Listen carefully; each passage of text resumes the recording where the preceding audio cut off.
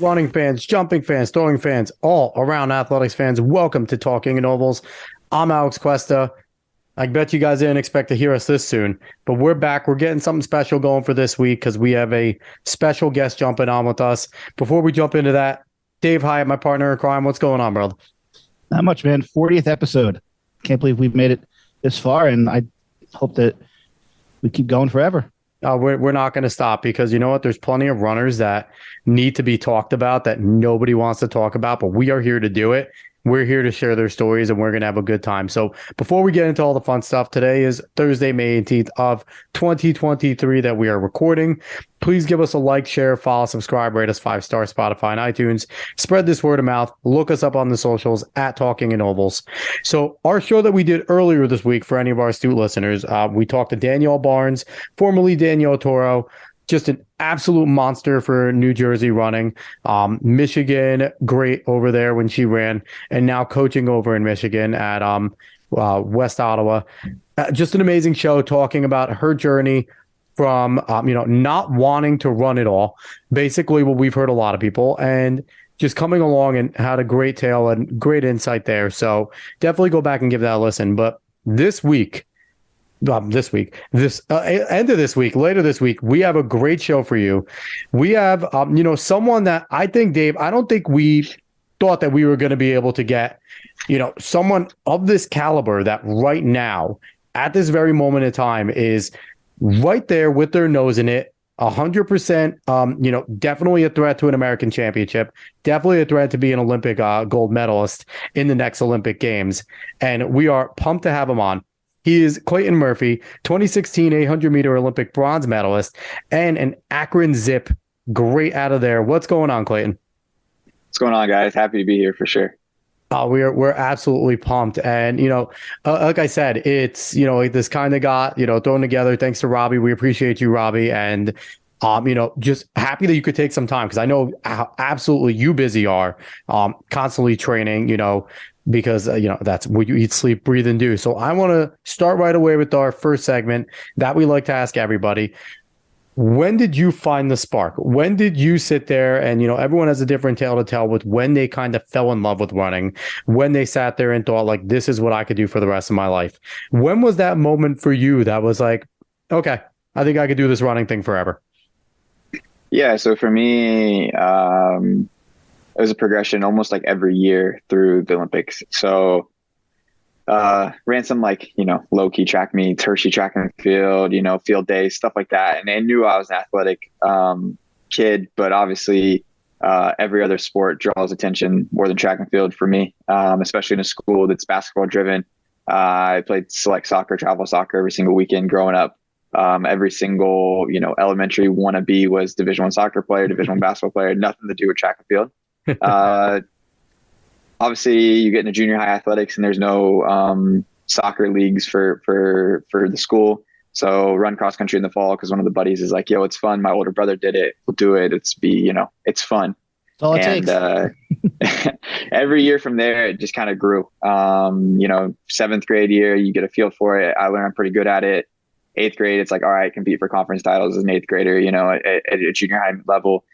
Freshman year, then you're like, oh, okay, I got to run 5Ks in cross country. You move up to the high school level on this track. And again, same kind of process. Oh, let's qualify, see if I can qualify for the regional meet, and then sophomore year, junior year, senior year becomes, a little bit more. And junior year is when I realized, oh, you can go to college for this and earn, scholarships for track and field and how that whole process worked. Luckily, I had a few, even in a small school like that, had a few guys who had went Division I and Division II in Ohio for track and field. So I kind of had a little bit of the recruiting process through my coach, but nothing on the level of these kids have access to now. Now it's all almost completely free, everything's out there. Whereas I was paying for things, trying to get my name out there, any single letter that came to my door, I was replying to. I remember what is a letter? These kids don't even know what letters are anymore. Questionnaires on the website. Oh my God. Everything is online. It's crazy. I had no idea. So I had no idea what my ceiling was. I had no idea, how it worked. I had no idea how I'd earn a scholarship. I had no idea what level of scholarship I could earn. I remember I was so close to committing to like North Central in outside of Chicago Division II powerhouse, like almost off the rip because that was the first school who like showed legitimate interest in me. I So was ready to pay like what was your recruitment like? What was your kind of where were you as a high school runner, and what was your recruitment like? Because I feel like there are a lot of coaches that are looking at you now like, well, shit, maybe we should so have better. yeah. So like I was obviously one of the small schools, almost one of the small schools in Ohio. Mhm. I was recruited off of 416, 1600, like 156, 157. I'd run 940 in the 3200 in my sophomore year. Didn't run it crazy. I never broke 10 minutes after that, but I won every conference title after that. I just ran every slow race possible to win, Sit and kick. which is great. Not complaining about it. Oh yeah, But pretty much if you want to look at it, so like I wanted to go Division I. Both my parents weren't neither of my parents were athletes, but my dad went to Ohio State. My mom went to Purdue. I wanted the Division I atmosphere. Whether or not I was running or not, I wanted to go somewhere with a football team, with a basketball team. I'm a sports guy. I wanted to experience life as a Division I student more than anything. So, I mean, I took visits to, I visits lined up to like Kentucky, Georgia Tech, wow. random schools all over the country, but everybody took visits to Memphis. But I was pretty much like, I'd say like 5 to 20% on out of state tuition is what I was getting offered. Wow. So, 30, 40 grand, and I'm getting, pretty much a couple grand in books thrown at me. They'd scavenge for academic scholarship. I wasn't a 3.5 kid. I wasn't the smartest kid. I didn't have the greatest ACT scores, but I had enough to get some academic money thrown at me. My recruiting story of Akron is actually kind of funny. My dad ran into somebody locally who was the old baseball coach at Akron, mentioned that Akron's program was on the come up in the track and field world. And my dad sent a random email to Coach Mitchell, who was the head director of track and field there. He forwarded to Coach LeBady. Coach LeBady called me out of the blue, said, "Love to have you on campus." And from there, it became an unofficial visit to an official visit right after cross country, and committed on my official visit. I think I came in on, he's like 45-ish% in-state tuition, which obviously is a huge help. Absolutely. And between academics and local scholarships, I had almost all my school paid for my freshman year, which was extremely blessing. Yeah. But from the start, I clicked with coach and clicked with the guys on the team and clicked with the campus and clicked with everything there. And it was a pretty easy decision. I went into school wanting to become a mechanical engineer. So that obviously was a big factor into where I wanted to go to school. A lot of schools got crossed off my list if they didn't have a good mechanical engineering program, because I had no idea. I had no idea really about the professional scene at the time. My junior year of high school, I was barely watching professional track and field. I was barely watching the Olympic Games. So for me, it was, what do I do after 4 years? I got to be an engineer. I got to have the best degree possible. I got to have the best job possible. Didn't make it as a mechanical engineer past the first half of the semester. I realized there's no way I can Do both. be on gone 4 days a week for the like 6 weeks, 7 weeks out of the spring semester and still be a mechanical engineer and graduate, with the way I wanted to graduate. So fell into finance, which didn't pick anything much eeasier, just picked it where I could actually miss class a little bit more and didn't have to be in labs and stuff. I think you made the proper choice. Oh yeah. Yeah. And then so, yeah, but even in college, it was the same thing. I showed up my freshman year. I'm again, as qualified, let's make the conference team, let's make first rounds, win conference titles. Then it becomes, all right, let's make the national meet. Let's compete on the national stage.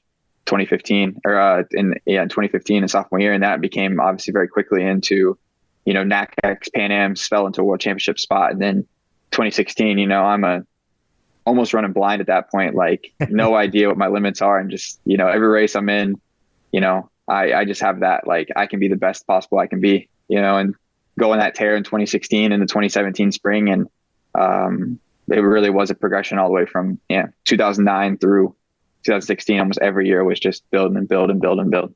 So was that kind of ignorance is bliss in 2016, 2017? Like you knew you were good, like you knew you were a good runner, and then now you're towing the line with some of the best on the planet, and it's kind of like, I'm just gonna do it. What do I have to lose? Type of deal.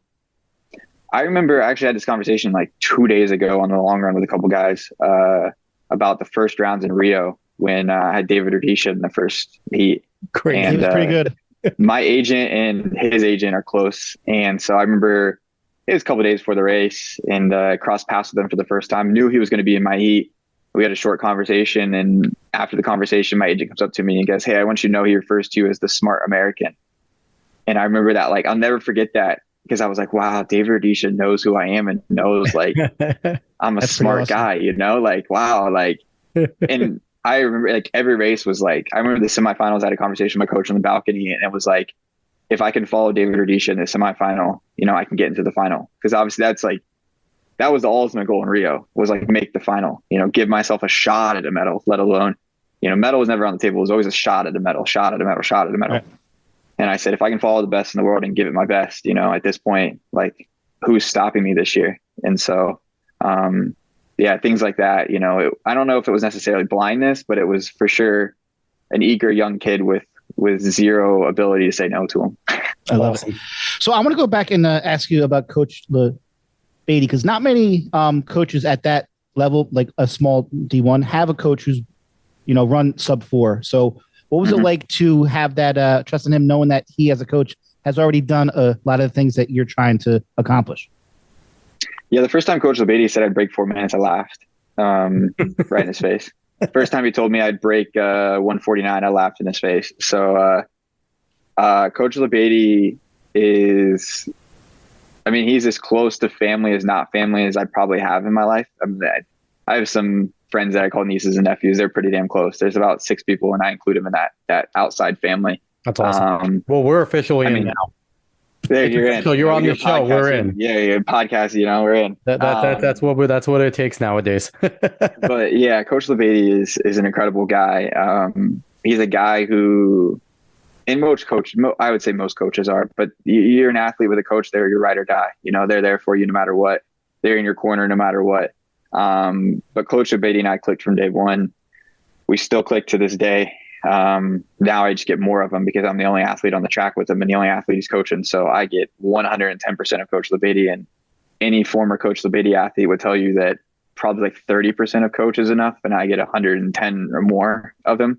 So I have my days where I just gotta, smile it off and work out and deal with it. But love the man to death, and his antics and his creativity of workouts. We always joked he had a dartboard in his office, and that's what he threw, and that's what the workout you did. And whatever the workout was before the warm up, you just knew it would change 10 different times during the warm up into the workout. Obviously, during the workout. They obviously and I think for me, that's one thing that right. It works. We had a conversation, and that's I had a conversation with another middle distance athlete. I was just in Botswana and Doha, and had another conversation with a middle distance athlete. And we were looking at a sprinter who was doing the same Botswana Doha trip as us. So we were gone for 12 days, and so we were on the same trip. And we happened to be at the track a lot of the times together. And the athlete did a workout when she arrived. I should say she, doesn't matter. She did a workout when she arrived. She did a pre-race workout. She did the race. The day after the race, she was in the gym. The day after that, she was working out. She got into Doha on the day we flew. That night, she went to the gym. We got in after about a 12-hour travel day, went to the gym that night. And the next day, she's on the track at Doha working out. And her coach was 100% like stop watching, holding everything, like there, like running everything, manipulating every single second of the workout. And he and I looked at each other and we're like, no way we could do that. No way we can make it as long as we did with a coach who we called it hover. But every athlete's different. But like me personally, like I want a coach who, is adjusting every single workout, who listens to every single thing I say. I'm a very vocal person. I trust everything Lebetti put out. If Lebetti put in a calendar for me, I'd do every single thing on there. But I like to have a little bit of feedback with it, just especially now in my career, and I know my body so well. And that's the other day we did a workout. One thing for young listeners to listen up to, and my coaches told me this, Coach Lebetti sounds like this type of coach too. Listen to your body at times. Mm-hmm. If you're sitting there and coach is going like, hey, we have our 200s today, and your legs are shot, and there's a difference between pushing through some pain and knowing that this is my limit and I'm about to be burnt out. And you find it out very quick as a track athlete what your limit is. And I know there's a need to want to just go, but communicate. And, Clayton, like you said, he communicates. He's running at the highest level in the world right now, and he has a great coach. And they still have that communication factor. So to young runners that are listening, make sure you're listening to your body and communicating with your coach. Sorry, Clayton, go ahead.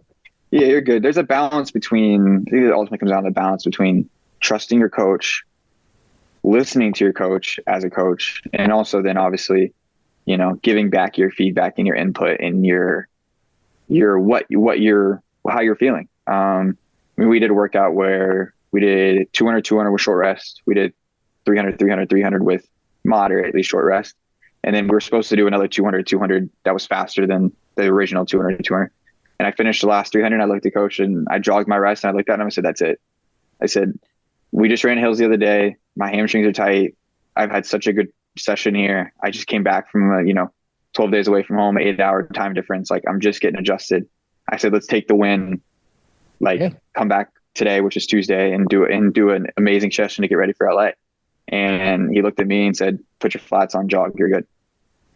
There wasn't a what's tight, what's wrong. It was just a full trust. Now, obviously, as soon as I've done cooling down, it's, I get interrogated down to the core of like what I'm doing. Did I do this? Did I do this? What's wrong with this? Am I going to do this when I get home? You need to do this for the next 3 days. And in coaches, he'll give you 1,000 things to do. And as long as you do 80% of them, you're doing way more than any other athlete. But at least he trusts you, though. He has trust in you as you do in him. I watched your Driven series on Flow Sports, and you could definitely see that you and him just worked really, really well together. It was really good to see, and it was just, I just love seeing an athlete and a coach have that bond and that trust, because I feel like there's so many athletes who are afraid to speak up, or and that's why some people change coaches all the time. But it's just great seeing that you and him have had this bond and this positive relationship for such a long time, and it's brewed so much success. Well, I mean, full transparency. I mean, to pull back a curtain a little bit more on things, like obviously when I switched to the Oregon Project and worked under Coach Salazar and Alberto, there was a little bit of a trust issue there at the beginning. I'm jumping into a brand new coach, a brand new organization, moving across the country. Everything's completely new to me. And it's not like I'm coming from something where I didn't have success and I have to coming to somebody who has success and you're like, well, I'll just fully trust them because I didn't have success before. I had almost the pinnacle of success and the ultimate success I could potentially even reach. And so there was for sure moments in the first, 6 months of that relationship that you could tell there wasn't full trust. I lost some races I shouldn't have lost. I lost some opportunities at world medals because of it. And I remember I looked at him after I lost that opportunity in indoor meet and I said, this is it. I said, well, what you put down, I'm going to do. I'm still going to give you my feedback on how I feel. But I mean, if you come back to me and tell me, hey, today's the day we work through that, then I'm going to trust you 110%. We're going to go in on it.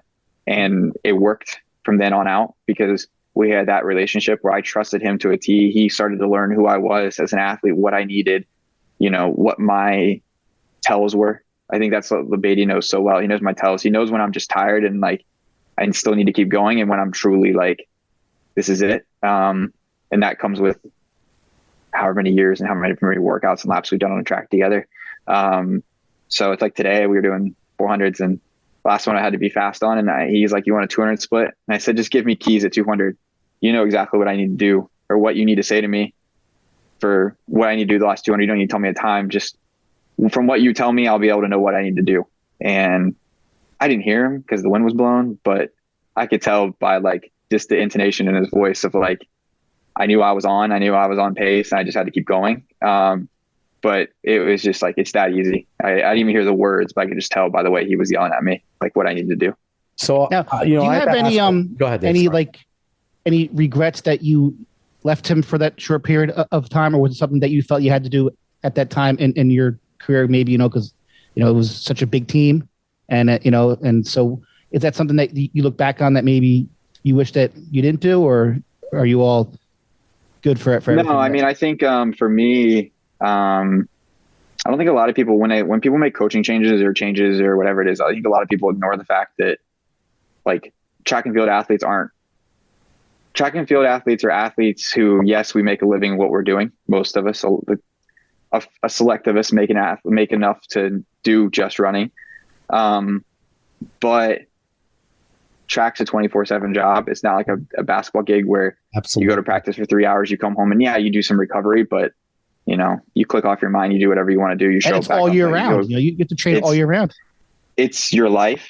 It's what and you your life eat. outside of it is a huge effect on what you do on the track. And for me, in my life, I needed the change. I wanted the change. Part of the reason I signed with Nike is I wanted to join the Oregon Project. I wanted to run under Alberto. I wanted to run with guys like Galen and obviously Yomif and Safan when they joined. And I wanted to be a part of that. That's one of the major reasons why I signed with Nike. Well, and so for me, it was an opportunity I couldn't pass up. At the time, too, the Oregon Project was the pinnacle of the United States running. So, like, it's middle distance. So, you were there. Now, what is do you have any relationship with Alberto at this point at all? You don't have to say if you do or not, but is there anything there, or is it just completely cut off since what happened to him?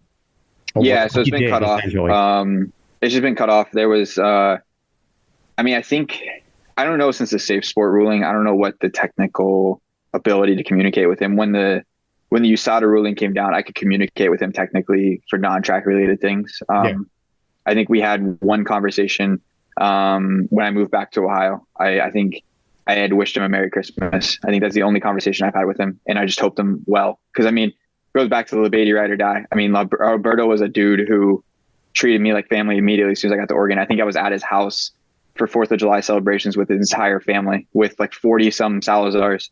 And he invited him, at the time, my fiance and I over and welcomed us to his family without even knowing us for like 3 months, And he was, again, treated us like family. So, for me, there was a lot more to it than just, the track and field side of it. So I don't have any communication with him. I know my wife and his wife had contact about just, hoping everybody's well. Like when my son was born, she reached out and wished us well. And, but beyond the once a year, wish you well, hope you're okay thing.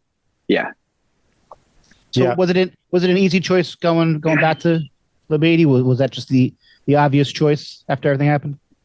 I think it was the obvious choice, was the easy choice. I don't know if necessarily the easy choice. I think it was the obvious choice. I think there was a lot of opportunities and a lot of pull for me to go other places, stay in Oregon, there's obviously multiple other Nike groups that were being pushed on me was the wrong word. I was being asked to, potentially join. But ultimately, I think, it was the obvious choice to come back to coach. Obviously, just the logistics of, just getting married, just almost buying a house in Portland. I was literally like single digit months away from closing on the house, and we were renting it to own it, and we were ready to settle. We were ready to be there. And to uproot my wife, who's born in Long Beach, went to school at Oregon, lived in Portland, to move to Northeast Ohio was not the, most easiest convincing move. But we're happy now. We just closed on a house in the fall. We had our little boy in Congratulations. Fall. She owns a business here. Thanks. She owns a business here.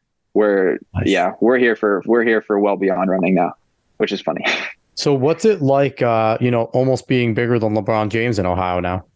Oh, I'm not even close. Not even close. Akron. Akron, baby. It is. You're just a kid from Akron too now. Yeah. Being back in Ohio is cool because here all the tracks are open. So I work out at so many different high school tracks.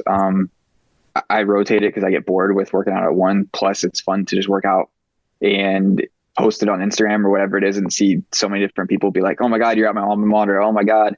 I ran on that track 30 years ago. Oh my God. I just did a workout there yesterday. Oh my God. Like, why'd you not come to my practice at 3:00 and you should have stayed for next year. That is a year ago or something. A year ago, I did a workout at a high school, and the coach there I used to run with at Akron, he's the coach there now. And I was doing a workout, and I had one of the kids, I grabbed one of the kids randomly. I said, hey, who wants to pace me in this 400, whatever it was, just for fun.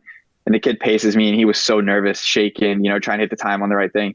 And now the kid's I think a top 3 kid in the state in the 800, something like that, in Division 1 or something. He's projected to potentially compete for a state title. And I'm like, that's amazing. That kid, he got good because he paced me in one workout. There you go. So here's the thing. I think you just brought up something really cool. It's kind of skipping to the end a little bit here, but that could be something that pros could do pretty easily and readily accessible. Like, pick and choose moments where they go, where they know a high school team is, doing a workout, and just go do a workout there. Because how many more kids that would be exposed and then your casuals who are just working out could go see Clayton Murphy just ripping times that their sprinters can't even do in the short races. Wait, that's what it takes to be a pro. Like, I feel like that could be, Dave often talks about making people like pick up a weight and throw it and things like that to like understand. But I think at times just watching a true pro, an Olympian, go and just do a workout would have people's jaws dropped. I feel like What high that's school what kid wouldn't love that? to do. What high school kid I have those wouldn't love experiences that? like pretty regularly, to be honest, because like I said, I work out of high schools, and I mean, I run into situations where just last year I did a workout where the high school team was practicing at the high school that's closest to my house, the one I work out at the most now. The high school team was practicing. I warmed up at the end of their practice and then started the workout after. And the distance kids during the summer will come and like hang out during the workout sometimes at the high school if I'm working out there, or like if they're overlapping practice, they'll hang out and watch and just be there during the workout. But we didn't realize that the flag football tournament had like rented the stadium, but track still had the track for like another 2 hours according to the schedule. Yeah. So there's a flag football tournament going on in the infield with, 6, 7, 8 games going on at the same time. The stands are relatively full. And I'm out here in the middle of July, just like ripping 400s, like exactly what you said. And I had so many people. At one point I had people clapping in the stands, like during the workout. It was like almost like a mini, like 6-race series for me within 30 minutes. That's awesome. That's awesome. But I mean, that happens like, it happens regularly, ran into random people, working out, finishing workouts, like people. Yeah, I mean, all the tracks are public around here. So I'll be ripping stuff on the towpath and running past people, and I'll have random people on bikes that I'll like pass doing tempos that are biking relatively quick, and they'll come back up next to me and they'll be like, no way you hold this. And I'm like, yeah, I'm like 4 miles into 6 miles at this pace. And no, I don't have any sort of like, I have no private sessions. Like my lifting session is in the middle of a PT clinic with everybody getting treatment around me. I mean, I don't have any sort of like professional private training. So would you be willing to make these like events? Like, I'm going to this high school to do a workout, come watch me, like, and do like signings and stuff. Are you allowed to do that as a pro, or does it have to be something through your sponsorship? Because like part of the thing that we like to do here outside of just talking to, you guys, and I still want to get to more of your memories because we kind of got sidetracked. Yeah, we're good. One of the things that we try to do is figure out ways to grow this sport to the casuals. And I feel like that would be something incredible. Like, Clayton Murphy's going to be at this track at this time doing his workout. Come watch. And, and then if say, you have another pro that comes, because every once in a while you guys link up and do workouts together. It's like, they're both going to be here. And part of the issue is nobody knows who's going to be at meets. But if at minimum they can come and see, behind the curtain, how pros work out, like, I feel like that would get them more interest to be like, wait, who the fuck is this Clayton Murphy guy? He's always going to be here. It's going to be on Peacock shit. Ma, do we have Peacock? We got to get it. I want to watch. I can just watch it. Yeah, he's a pro. I got his autograph. Like, those type of things I think would maybe pull in more casuals in that sense, if they could just see how much of a monster you are on a regular basis. You clicked a few topics there that I feel like I am ride or die on, or, whatever. But every single athlete, I shouldn't say this, I have confidence that the overwhelming majority of athletes could, without any sort of complication, do that. No questions asked. It needs to be done. It needs to be done. I think that there's athletes who are protected by their circle that won't allow them to do it for whatever reason. They don't want people to watch the workout. They want people to videotape the workout. They don't want to know what their athletes are doing. They don't want to know how fit their athlete is. They don't want people to know how fit their athlete is. They want to just have a private workout. I mean, and that's all, I'll call it, that's all BS. Professional athletes in other sports have private practices, but they're having private practices because they're running plays or they're running stuff that other teams can use. You're just running. If somebody wants to, okay, I'll use this. If I put every single workout online, every single thing I did, and I mean, technically put a lot out there, a lot more than a lot of other middle distance athletes do. I think Joe Klecker, I think, is somebody who puts everything on Strava, every single thing on Strava. If somebody in America wants to runs the 10K against Joe Klecker and wants to do every single thing Joe Klecker does, go for it. If somebody wants to do everything that I do, go for it. Because no one is Joe Klecker. No one is Clayton Murphy. No one is Robbie Andrews. No one is anybody in this sport. Every single person needs a different training philosophy. Yeah. Yes, maybe some of the workouts that I do, you can implement to help you get faster. But yeah, every single person can do exactly what you said. In the end, awesome. If my workout helps you get faster, awesome, bring it on. Because obviously you're a confident dude. You know when you toe the line, you're going to go win. Like that's your mindset. I'm winning this race. And so I feel like that should be like everybody's mindset, right? Regardless of if you know what I'm doing, I'm going to kick your ass when I get to that line. So it really doesn't matter. And yeah, no, so I think we have another thing that we need to push, Dave. Every single, athlete we talk to, we're going to say, hey, go do meet and greets. And I don't care if it's like a retired athlete.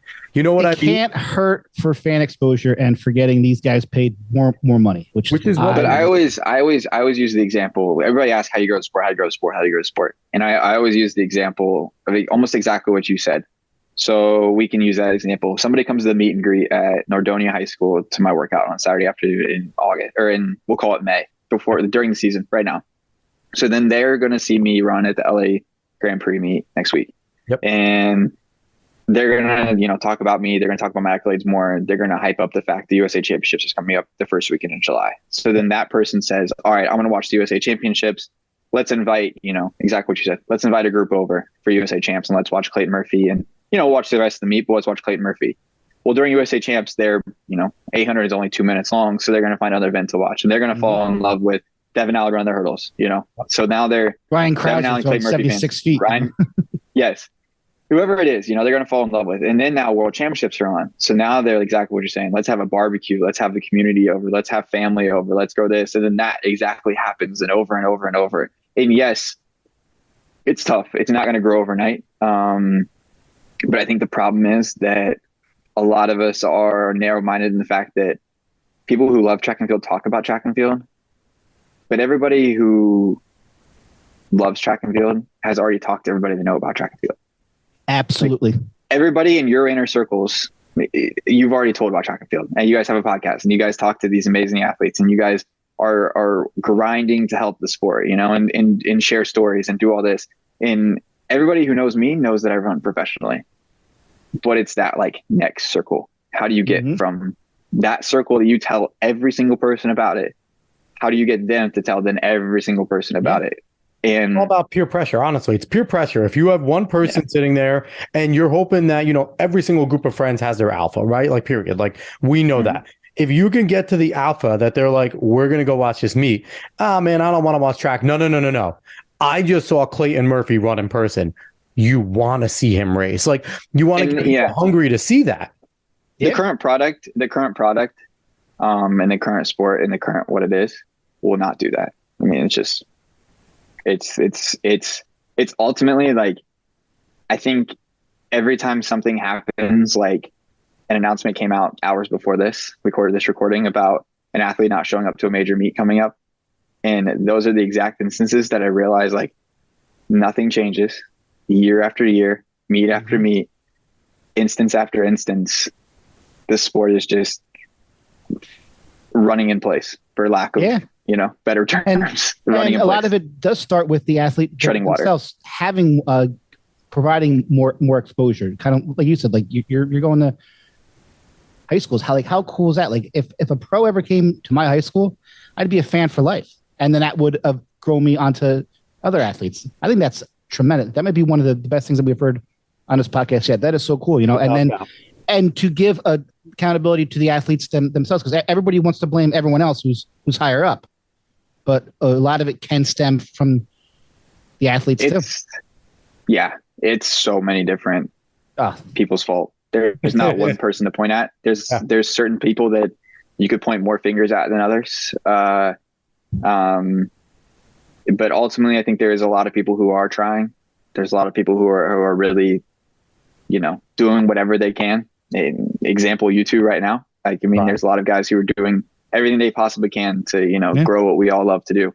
But then there's certain people who have a lot more influence and power and ability who are status quo because they don't need it. I don't want to say care. Care is not the right word. They don't need to push the sport forward. I'm going to lay it out the sport there. has been pushed forward for you. I'm going if to that lay it makes out there. sense. You're being nice. We're talking about, the big shoe companies, honestly, and I think that's where we are. The shoe companies are very status quo because they're making a lot of money off of sponsoring races and things like that. And USATF really isn't pushing very far because they're kind of taken care of too. And it does because we talk a lot about shoe companies having, they have a lot of separate stuff, but we need more crossover. We need more, less protectionism from the shoe companies in terms of we're not going to make this work unless we start that we have one league, essentially like a league, not like some people want we've talked about what Tracktown did. I'm thinking more of what the PGA does, what UFC does, where there's a body that puts on events. And I signed Clayton Murphy. You're, one top Americans in the 800 meter. I'm going to sign you to a contract. These are 8 meets that you need to hit. I'm going to pay you $200K to hit these 8 meets. You need to guaranteed to be there. I feel like that's something that we need to do where we sign you for 8 races, the same way, I think that UFC does that with fights and stuff like that. you're extremely close. I do want to I kind of disagree on the shoe company side of it. Okay. The shoe companies in track and field, I think a lot of people think that, I think it's kind of a misunderstanding that these shoe companies make tons off of, us as publicity, but ultimately Nike running is built around the roads, for example. Oh yeah. How many people, there's more people. We actually talked about this. There's more people who run the Boston Marathon once a year, the one race, that probably run in all the track meets, in the same month in the US. It's in how many alpha flies and vapor flies and 4% and next percents and streak flies and every single plated shoe from all of the companies are on that starting line. Thousands, millions of dollars have been spent on shoes literally to line up for that one race. Yep. And so I think shoe companies do everything they can. I think ultimately shoe companies should not be the backbone. Look at the PGA and look at the tennis. Shoe companies are not the backbone of what Tiger Woods is making. Tiger Woods is making millions of dollars to line up and play golf. Tiger Woods is not making millions to be a billboard. Yes, he's making good money being a billboard, but he's not making a living being a billboard. We have to make a living being a billboard because we're not making a legitimate living showing up to meets unless you are the top, not even 1%, top 0.2% of meets. You're not making a living off of prize money and appearance fees. That's why the ranking system is flawed in that sense. The governing body is the one controlling meets and putting on meets. And one event out of the year for the PGA tournament is run by the USGA, US Open. So the USA Championship should be run by USATF. We shouldn't have the USATF Grand Prix. It should be the Talking Ovals LA Grand Prix meet because you guys are the name sponsor. One day we're going to do that. That's how it should work. It should be the World Athletics Diamond League Tour. It should be, I know they have a title sponsor in Wanda, but it's a World Athletics meet. It ultimately is controlled by the World Athletics. What meets are Diamond League meets, what meets fall under Continental Gold, what meets fall under Continental Silver. Yep. So I think yes, shoe companies can do more. Yeah, there's no question about it. Like we said, goes back to the point, everybody can do more. Everybody can point fingers at everybody. But there's so many different things that have to change at once to make a huge change. Athletes' mindsets have to change about if you want to put a league on.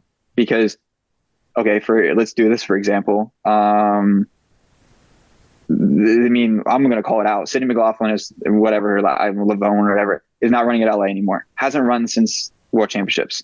Yes, she pulled out of LA too. We talk about this all the time. That she needs to run. She just pulled out today. Yeah. And I called her out on Twitter. I called it out on Twitter. I'm tired of it. I know Sydney's a great person. I'm not calling on her character, but whether it's her coaching, whether it's her party, whether it's her circle, whatever it is, that's supporting and allowing athletes to do this is ridiculous.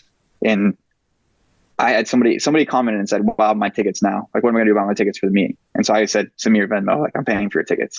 Come to the meet still."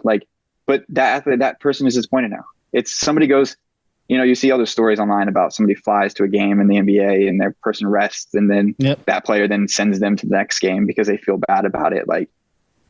Sydney's not going to do that. Her party's not going to do that. New Balance isn't going to do that. Meet's not going to do that.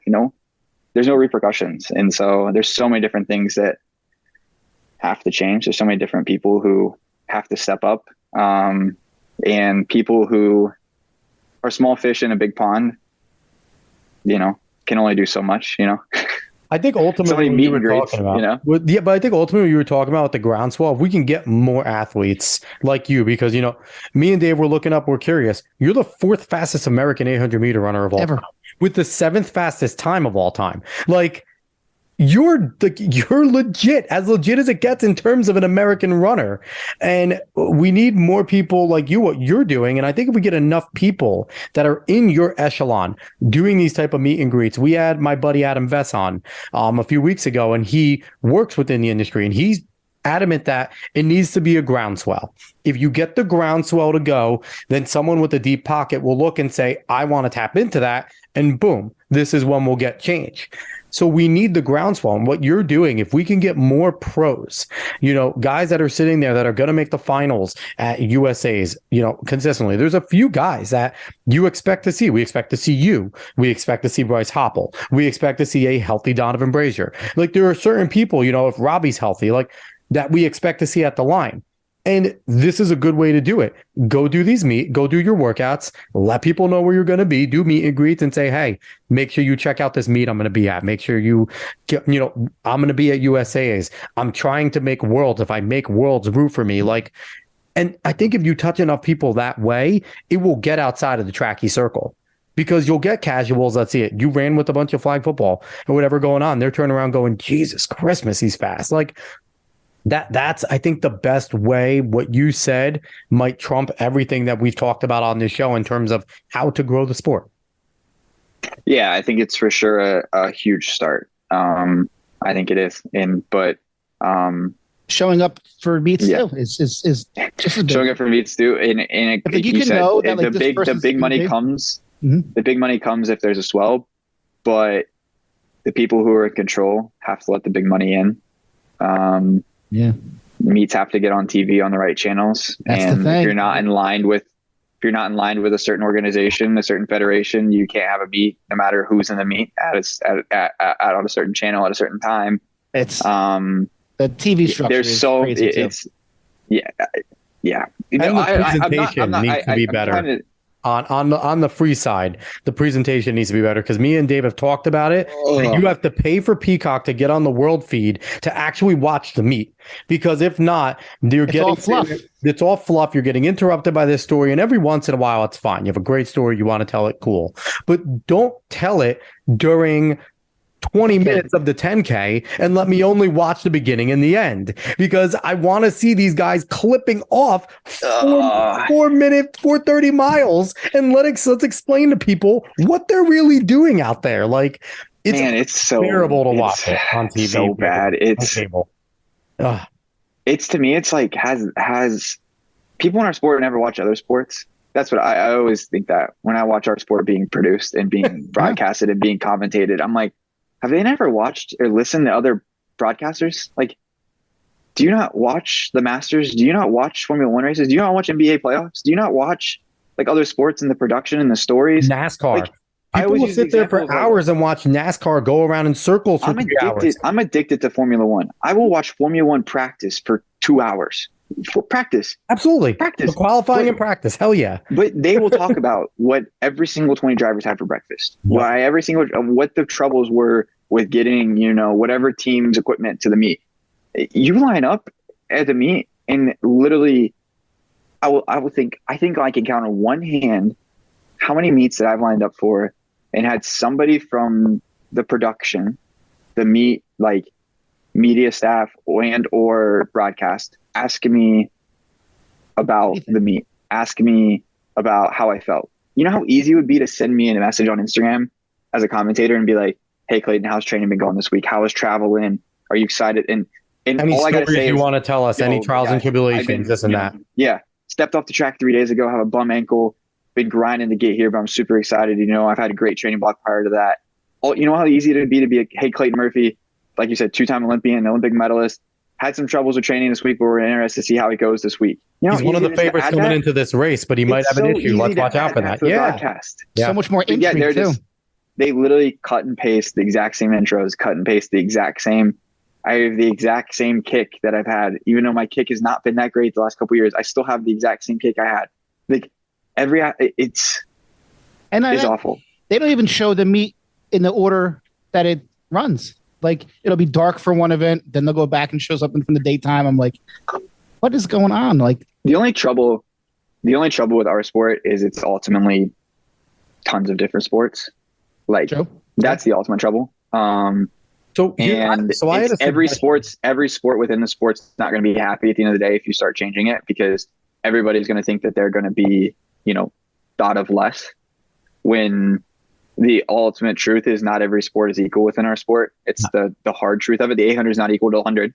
No. I don't think that I should be, when I line up in the same meet as a Noah Lyles in the 200 to 100, I should not be earning the same prize money as Noah Lyles. It should not be that way.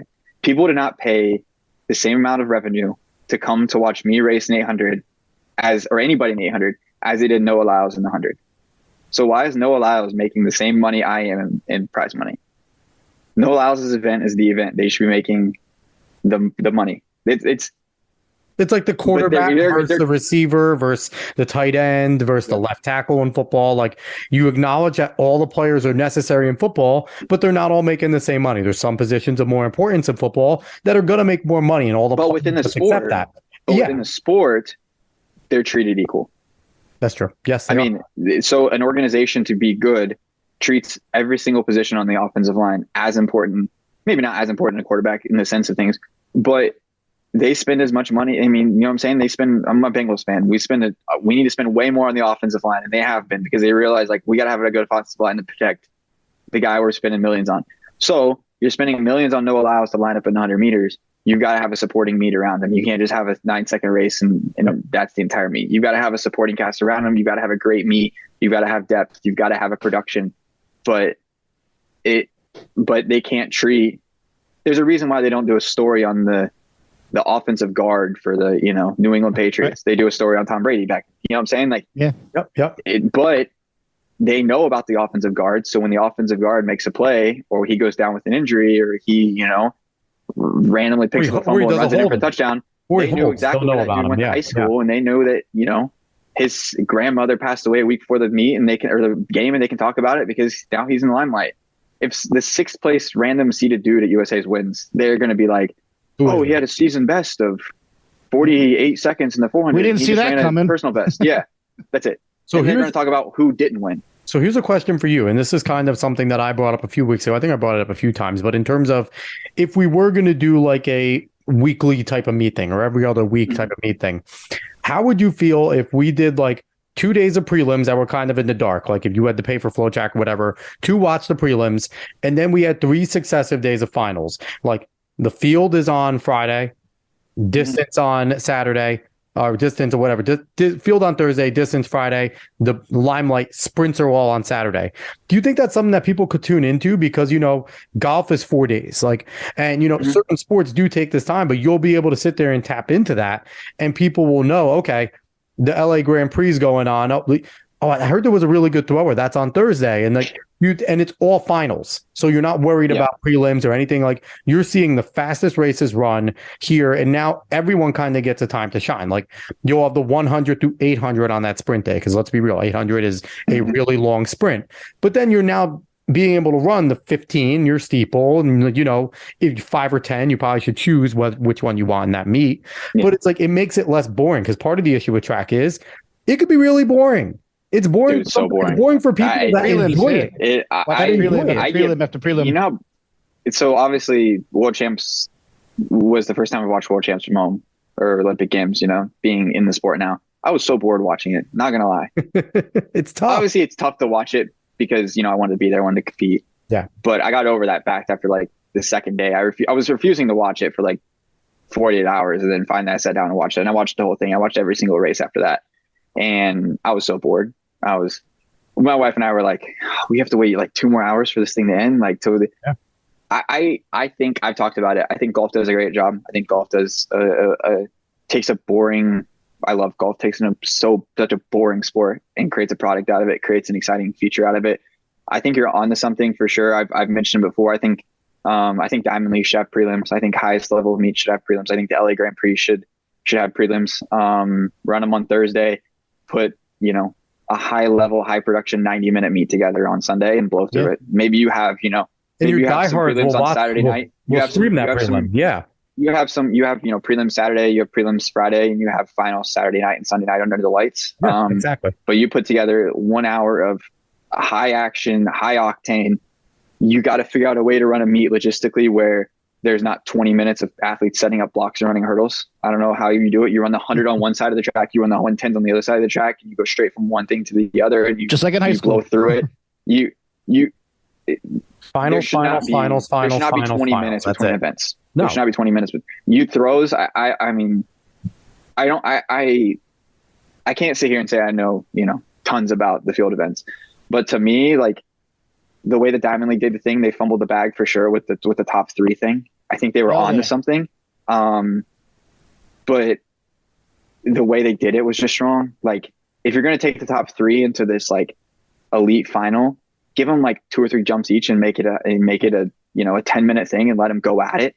Yep. Let them come back at each other.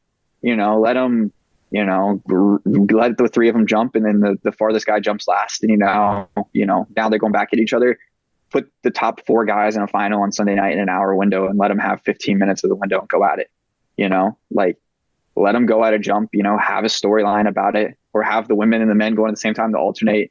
You can make these events exciting and put it into a short window. And you can still, like you said, you can still have the prelims on Thursday night where all 25 dudes are jumping, and you're grinding through a 2-hour long jump and like 2.5 hour pole vault. And if nerds will watch it as a streaming thing, we'll pay to watch that because we're nerds. Mm-hmm.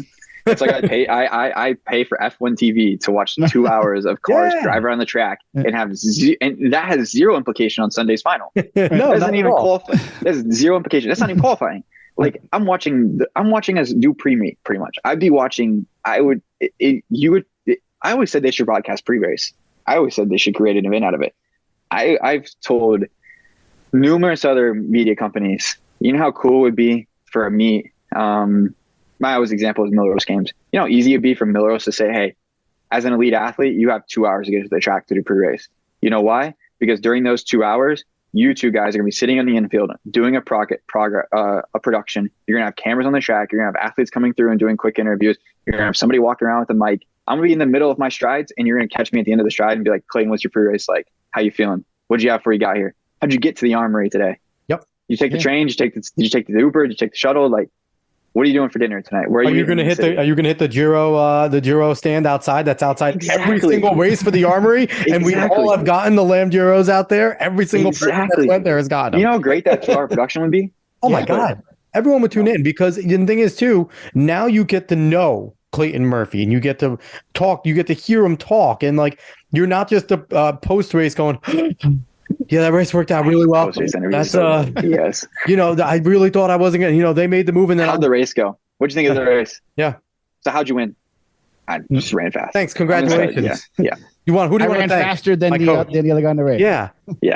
No. How'd you feel about it? I felt like crap. I'm interviewing with you, so obviously I did well, but it was yeah. That's the thing too. That's kind of what we're trying to do here. Pre-race interviews. I like that. And these were great ideas, and we're trying to humanize you guys because I like to say to everyone, like, what do we know about Clayton Murphy? And we didn't get to a lot of your memories today, but what do we know about Clayton Murphy? What did I really know before I've talked to you? You're really fast. One of the fastest Americans ever, and I enjoy watching you race every time you step on the line. Now I know a ton more about you. I know that you have a lot more ideas, the things you want to do, the person you are. I had no idea that you were out at track meets, not at track meets, doing workouts on high school track. Where is Flow Track? Where is Mile Split? Where is Sidious Mag? Doing highlights on this and trying to get as many eyes and ears to you as possible. Why are they not there making a big live event going, we're going to watch at so-and-so high school, and sitting there going to the stand saying, look, just for a Clayton Murphy workout, there's 70 people here watching him. Why are we not doing that? Why is that not something that we're not doing? When NFL does freaking mini camp, they put it on. So this is the thing, love though. It. Here's the thing. I don't think that's necessary if low-key meets, I call them low-key meets, if tune-up meets, if low-key meets actually created a product that did that. You wouldn't even need to do the workouts. It's true. If so, what the Sound Running meet in LA, just happened. Distance meet just happened. If that reached out beyond the niche and created an event like you're talking about, like those athletes would need to work out because everybody would fall in love with Josette and Klecker and Nagoose winning the 800 and the on running group, because they would have a production right there in public. And then you obviously have to create an incentive for athletes to come to these low key meets versus workout, but if you start incentivizing athletes to actually compete and not just work out to be the best on 2 races out of the year, it changed a lot of people's priorities when it comes to the sport. This is where giving you guys legitimate contracts, I think, would help. Even if it's not a ton, but it's like, even if it's like, I'm pretty sure if I told you, hey, Clayton, you'll get prize money if you win a certain number of races, but I need you at these 6 races, I'll pay you $150K to show up to these 6 races, be there, be fit. It's almost a live golf model. It's almost like a live model. Yeah. Versus you need but the problem is, if you don't, you'd have to have a very, very harsh punishment for athletes who didn't do it. Absolutely. Because everybody's going to figure out a way to back out, i.e. today. Yeah. They're just going to back out. They're just going to continually back out and back out and back out and back out and back out and back out. And then they're going to win a world title and they're going to be in the limelight. They're going to be the greatest thing to ever walk the face of the earth.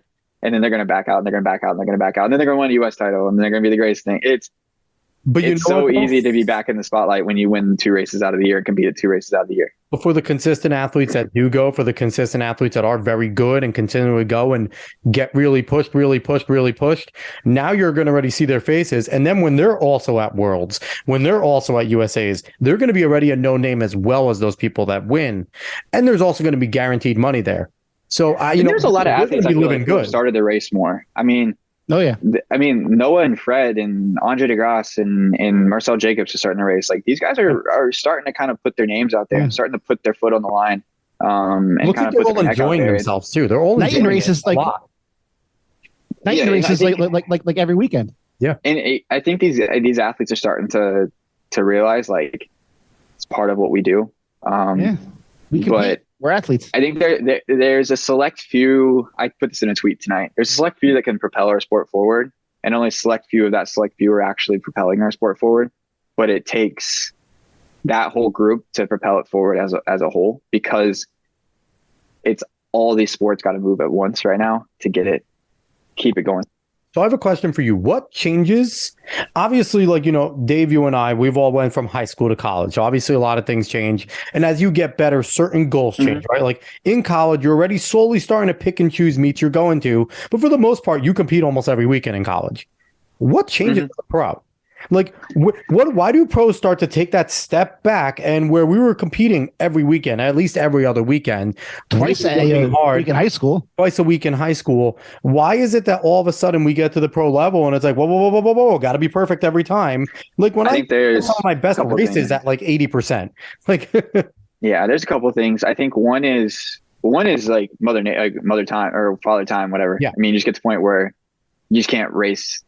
I just can't race as much anymore either. Like, I push myself. I race as much as I possibly can because I don't do the sport to work out. I don't do the sport to practice. I hate 5 days out of the week when I have to do regular runs. Hate it. I would rather do hard workouts every single day. That's why I wish I was a sprinter. I wish I was a thrower, because I want to be in the gym. I want to be sprinting. I want to be hard workouts every day. I don't do this sport to like be fit and enjoy running. I do it because I want to be, the best I can possibly be. So I think there is age. I think that's something. I think that I think it's something that's ingrained in the professional sport. You just don't race as much. And then these young athletes come in and they're thrown into the circles of advisement that, you just can't do it. And then I think there is a side of it. So in college, you only have 4 years of athletes coming together. High school, you have 4 years of athletes coming together into one pool of athletes to be that. And every athlete is on a very similar, they're taking 30 credit hours in college. They're traveling to all these meets because they're required to under scholarship. They're running the same conference meet. They're grinding the same first round meet. They're grinding the same, every athlete's on a somewhat level playing field when it comes to that. Professional scene, I mean, I've been pro for 7 years now. I'm racing kids out of college. I'm 7 years into this pro scene over that young kid now. So you're not racing just the best of 4 years. You're racing the best of 7, 8, 9, 10 years of these guys that are best of the best. The top dogs are racing every single time you go out. You can't be 80% racing these people. You will get your lunch handed to you and you will get sent out the back and you will have to reevaluate everything you have to do. And so that's the other thing. You can't get by as a pro when you step on line. You got to be the best of the best. And if that's 80%, you better be 80.9 because you need to be every percent more than what you think you are. I love getting these answers. I have a question for you. I love it. So like, what do you attribute this big boom that we've had lately with, so many, like this indoor season, like, there's the meet at Boston where 75 people were breaking 4 minutes. Like, do you think it's just because there's more training and everyone is more aware of what everyone else is doing? Yeah. Or do you think that it's the spikes or it's the better facilities or like, because even high school kids now are just flying. Like, I'm just curious, like, what do you think is the biggest attribute to all these crazy times? So can I ask you a question before I answer? Sure. Because again, I'm not, is throwing seen a similar explosion in performance advancements? No. So is there the same access to high level meets and high level athletes and high level training and coaching in the throws as there is in the distance? I don't know if it's comparable because you get a lot of rabbits and stuff. I don't know if you can rabbit. That's exactly. Yeah. That's exactly. So it's all pacing. So a guy like Ryan Krauser started to put a lot more out on social media. Yep. Like, I mean, in distance, there's Strava, there's Garmin, there's, Running to Win. There's all these avenues for these young athletes to access what we talked about before, training. And they're taking bits and pieces of this athlete. And then now you're getting, exactly what you talked about. You're getting the shoe advancement. Yeah, it's affecting athletes. It's 100% affecting athletes to run faster. But that's the world we live in, like technology is ultimately going to advance everything forward. But I always say you can only run as fast as you like actually can. Like you can't just like put on a shoe and ultimately just all of a sudden gain 10 seconds. You got to still train hard to get there. You still got to be in the right race, in the right wind, in the right time. It's like all these high school kids, like that high school kid was in Sound Running. You know how many, think about it back in like, even like just as early as like Drew Hunter being in Millrose. You know how big of a deal it was for Drew Hunter to be in the Millrose, like Wanamaker. I don't even think he was in the Wanamaker mile. I think he was in the international mile. Alan Webb was. I mean, I remember he ran 3:59 at them in high school. Exactly. Alan Webb. It was insane. I bet if you went back and looked when Alan Webb, I'm curious, you guys could put this in here as like a post-production. I wonder how many athletes ran as high schoolers in a professional meet the year Alan Webb broke 4 minutes. Not many. I'd say it got to be less than 5. Probably. Maybe 10. Maybe Dathan. I'm talking men, women, everybody. That maybe year, Ritzenheim, how many high school athletes raced in a professional race? No, it didn't happen. When just in January, there was probably 100 high school kids race pros. Just in January. Like, it's so much more accessible. You don't have a choice now if you're going to be the best of the best. If you're going to get a Division I scholarship, I couldn't imagine being who I was now. A 4:16 miler. I might be lucky to get community college one to send me a letter. I might be filling out community college. You know what I'm saying? Like it's ridiculous. It's insane. Yeah. I mean, like we're just saying now, like our local county meet here, the top 4 places like 413, and that's one little county in New Jersey. Like 413, 414. They were all from the same school. But those kids who were running 413, I was running 416 off of like 20 miles a week, and I couldn't tell you one workout I did. Right. That kid who ran 413 at your county meet can tell you every single calorie they put in their body, every single minute they spent recovering, every single minute they've spent running is recorded. I'm not even like that now. And like I don't even train like that. Like these high school kids are ridiculous in some of the things that they're meticulous about. And they have to be because you gotta be a 413 kid at your county meet. Otherwise, listen, I'm just shocked because like I say it all the time, there was a meet in Arcadia earlier this year. If you ran 9 flat, you got 76th place. It's insane. 76th place was 9 flat. Like it's And they're all high school kids. It was like 834. I'm like, what the heck is going? You ran 848. I think was 15th place. Like what? There's so many factors going into it. There's a way around it, like shoe advancements for sure, obviously. Strava you know, probably is huge. You can see what everyone else but is doing. it's everything. It's high school coaches knowing what they're doing. High school coaches are no Absolutely. longer your gym coaches anymore. Yep. Like no offense to gym coaches. I had a gym coach, I had a gym coach and he was great. But I always said like a lot of high school coaches are really good at, getting kids to have fun with the sport, which is what 90% of high school track and field is getting the 100 kids that come out to your team, the 50 kids, the 20 kids that came out to my team to stay But that's in changed the though. sport. Now it's more of a like 100%. You serious got to take coaching. your 10% and you got to make them the best of the best. And the rest of them are, hang on for dear life and hope you hang around for the year. Cause I don't really care about you anymore. You're not getting the next high school. You're not getting the high school promotion by letting kids, having the 100 kids who start on day one, finish at the conference meet. You're making a promotion because you're having kids run in Arcadia. You're having kids run against professionals in indoor and New Balance. Like you're getting kids in the Nike Nationals. Like it's what it is. It's just the whole sport at that level has evolved. And it's crazy. And I feel like this is where we need to pounce. And this is where, we just talked about how much there's obviously a swell at the high school level of people running fast, athletes enjoying being fast, and so many more than we've seen in the history of the sport. And I think the combination of the things that you said that you were doing, that we need more athletes doing, because if you can get that 834 kid that ran at Arcadia and then watch him and then him watching you do a workout and go, well, that's really what I have to be. You know what I mean? Like it would just, I think it would expand so much and it would make people want to be so much more hungry. So Clayton, this has been so much fun. We didn't even get to talk about your memories. We got to have you back on. We got to have you back on in the future so we can kind of go down memory lane with you, because we started to get into the first segment and then we really got into this stuff, and this stuff was great. All good. And I loved every moment of it. And the idea that you were able to throw around. Fantastic. And I mean, again, I have a plan in the future of going back and clipping all of these and kind of getting them together and just like figuring out the deepest pocket that I know might like the sport and shoving it and being like, take a smorgasbord of this and make something out of it, please. Because we need guys like you. Should be a millionaire never worrying about anything in your life, like a multimillionaire that never has to give a shit about working again. Like there's no reason you're not. And the only reason it is because our sport is broken. So, but thank you so much for coming on, Clayton. It was an absolute blast, man. Thank you so much. Appreciate it, guys. We got to line up for part 2 at some point. We do. We certainly do. So is there anything that you want to give a shout out to?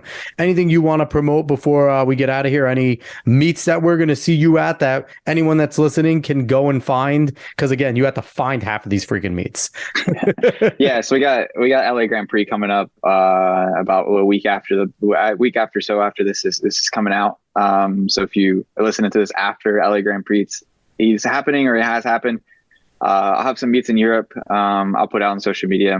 That's again, meet confirmation, a whole nother topic, working on some meets. I know I'll be in Finland, like June 13th at a Continental Gold meet, and then working on the before or after meet, from that. And then obviously USA Champs 1st of July. And then overseas for the most of it prior to Worlds, and back for hopefully Diamond League final in Eugene. So it's a long summer ahead and some exciting things and a lot of hours, spent on a plane.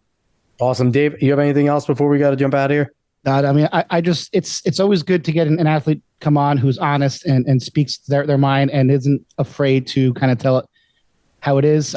Your honesty was just absolutely wonderful. And I just think that some people can get so much out of what you have to say. So thank you for coming on. No, I appreciate it. Yeah, for sure.